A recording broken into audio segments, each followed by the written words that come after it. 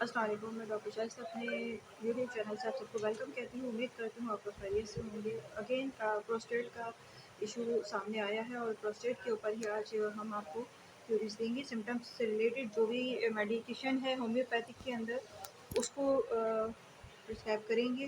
ख़ास तौर पे होम्योपैथिक के अंदर जिस तरह से मरीज़ का इलाज किया जाता है, मर्ज़ का नहीं, सिम्टम्स का नहीं, तो हम पहले अपने मरीज़ की जो भी क्यूरीज़ हैं उसके से रिलेटेड या उसके अंदर जो चेंजेस आ रही होती हैं सिम्टम्स से रिलेटेड जो है आज आपसे डिस्कस करना चाहूँगी। ख़ास तौर पे क्योंकि ये ग्लैंड्स का मामला है, प्रोस्टेट ग्लैंड्स के ऊपर हम वीडियो अपलोड कर रहे हैं।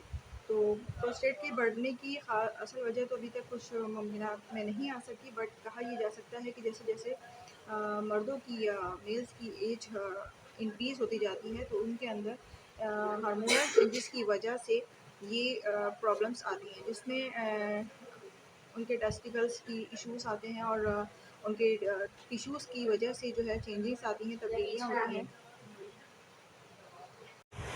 प्रोस्टेट इनलार्जमेंट की ख़ास वजह जिस तरह से मैंने अभी बताया आपको कि कोई सीरियस बात सामने नहीं आ सकी, इसके कोई फैक्ट सामने नहीं आ सके हैं।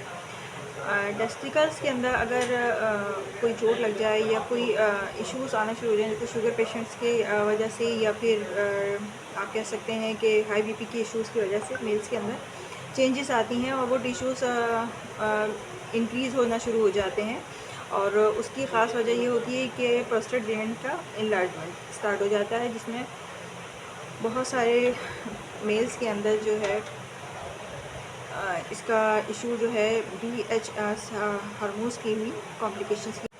प्रोस्टेट से रिलेटेड कॉजेस और सिम्टम्स का बताऊंगी। ख़ासतौर पे यूरिन के पास करते वक्त लास्ट के अंदर ड्रॉपिंग होती है और कॉम्प्लिकेशन इतनी सीवियर होती है कि पेन होता है पेशेंट को, और यूरिन जो है कम्प्लीटेड तौर पे पेशेंट के अंदर पास नहीं होता, वो ड्रॉपिंग की सूरत में होता है, जिसकी वजह से वो पेन महसूस करते हैं और इन्फ्लामेशन स्टार्ट हो जाती हैं।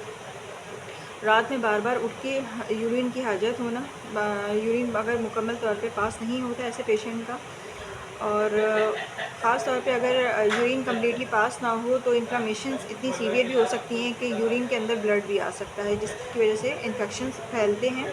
और इन्फेक्शंस फैलने की वजह पीछे बैक पे जो है आपका प्रोस्टेट इनलार्जमेंट ही होता है, जिसकी कॉम्प्लिकेशन के अंदर जो है पेशेंट तनाव और सख्त पेन की शिकायत करता है। होम्योपैथिक की मेडिसिन का जिक्र करना चाहूँगी। उस प्रोस्टेट से रिलेटेड जो भी सिम्टम्स हमारे सामने आती हैं पेशेंट की, तो सबसे पहले जिस तरह मैंने जिक्र करा कि यूरिन पास करते वक्त उसको ड्रॉपिंग होती है, यूरिन पास करने के बाद ड्रॉपिंग हो और कंप्लीटली जो है यूरिन पास ना हो रहा हो, चुभन का एहसास होता है, सीवियर पेन होता है, रात के वक्त बार बार उठता है ऐसा पेशेंट, अपनी कॉम्प्लिकेशन को किसी से पे वाज़ेह नहीं करता, उसका मेंटली डिसऑर्डर यही होता है। और ख़ास तौर पे जो उसका यूट्रस होता है वो फिलअप होता है यूरिन से। तो इसका सिम्टम से रिलेटेड जो होम्योपैथी की मेडिसिन है आपसे वो डिस्कस करूँगी। चैलिडोनियम भी और चीमाफिला भी, ये दोनों अगर कंटिन्यूसली ऐसे पेशेंट को दिया जाए तो उसका साइन और सिम्टम्स में कमी आती है और कंट्रोल होता है जो यूरिन का इन्फेक्शंस आगे सीवियर हो रहा होता है। प्रोस्टेट इनलार्जमेंट की बहुत अच्छी एक और मेडिसिन आपसे डिस्कस करूँगी, सेबल्सर। इसकी कॉम्प्लिकेशन के अंदर ख़ास तौर पे यही होता है कि इनलार्ज प्रोस्टेट और ख़ास तौर पे ब्लडर फिल रहना यूरिन से और मुस्तकिल पेन रहना, इन्फ्लेमेशन रहना, और ब्लडर के अंदर से यूरिन सही तरह से पास नहीं होता है इस पेशेंट का।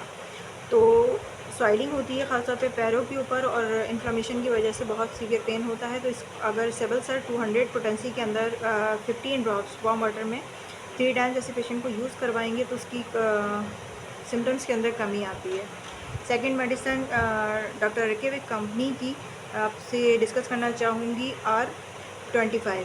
अगर इसको प्रोस्टेट के लिए सिम्टम्स से रिलेटेड आप इस कम्बिनेशन को भी यूज़ करवाएंगे पेशेंट को तो बहुत अच्छे बेनिफिशियल रिजल्ट्स मिलेंगे। उम्मीद करती हूँ मेरी वीडियो आप लोगों को बेनिफिशियल साबित होगी। नेक्स्ट वीडियो तक के लिए मुझे इजाज़त दीजिए। अल्लाह हाफ़िज़।